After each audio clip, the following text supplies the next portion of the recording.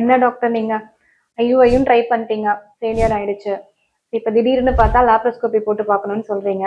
ஏன் ஸ்கேன்ல பார்த்தா எதுவுமே தெரியாதா? லேப்ரோஸ்கோபி போட்டு பார்த்தா தான் உங்களால கண்டுபிடிக்க முடியுமா என்ன பிரச்சனை?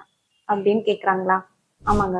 லேப்ரோஸ்கோபி போடுறதுனால நமக்கு என்ன பெனிஃபிட்ஸ் இருக்கும் அப்படின்னா, லேப்ரோஸ்கோபி அப்படிங்கிறது நம்மளோட தொப்புள் பகுதிக்கு மேல சின்னதா ஒரு இன்சிஷன் போட்டு, சைடுல ஒரு இன்சிஷன் போட்டு, யூட்ரஸ் எப்படி இருக்கு? அதாவது கேமரா மூலியமா கர்ப்பப்பை எப்படி இருக்கு? கர்ப்பப்பைக்கு பின்னாடி இருக்கிறத எப்படி இருக்கு? அண்ட் கருக்குழாயில அந்த ஸ்பில், அதாவது டியூப்ல வந்து வீக்கம் எதுவும் இல்லாம இருக்கா? டியூப்ல வந்து ஸ்பில் கரெக்டா இருக்கா? அண்ட் எண்டோமெட்ரியோட்டிக் ஸ்பாட்ஸ் எல்லாம் சொல்லுவோம். அதெல்லாம் நம்மளால ஸ்கேன்லயும் கண்டுபிடிக்க முடியாது. ஸோ அந்த மாதிரி ஏதாவது பிரச்சனை இருக்கா? கரு உள்ளார போற பாதை, கரு உள்ளார வளர்ற பாதை, யூட்ரஸோட அந்த ஷேப், இதெல்லாம் எப்படி இருக்கு அப்படிங்கிறத நம்ம துல்லியமா லேப்ரோஸ்கோபி மூலியமா தான் தெரிஞ்சுக்க முடியும்.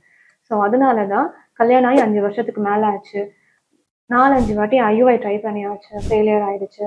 அண்ட் இயற்கையாகவும் ட்ரை பண்ணியாச்சு. அண்ட் எல்லாமே முடிஞ்சிருச்சு. இனி நாங்க என்ன பண்ண போறோம் அப்படின்னு யோசிச்சுட்டு இருக்கீங்களா? ஒரே ஒரு வாட்டி லேப்ரோஸ்கோபி போட்டு பாருங்க. அதுவும் நல்லா இருக்கு, மறுபடியும் ஐயுஐயும் ட்ரை பண்ணி நடக்கல, நெகட்டிவ் ஆகுது அப்படின்னா, இஸ் கால்ட் அன்எக்ஸ்பிளைன்ட் இன்ஃபர்டிலிட்டி. அதுக்கு ஒரே தீர்வு ஐவிஎஃப், ICSI மெத்தட் தான். All the best for getting pregnancy.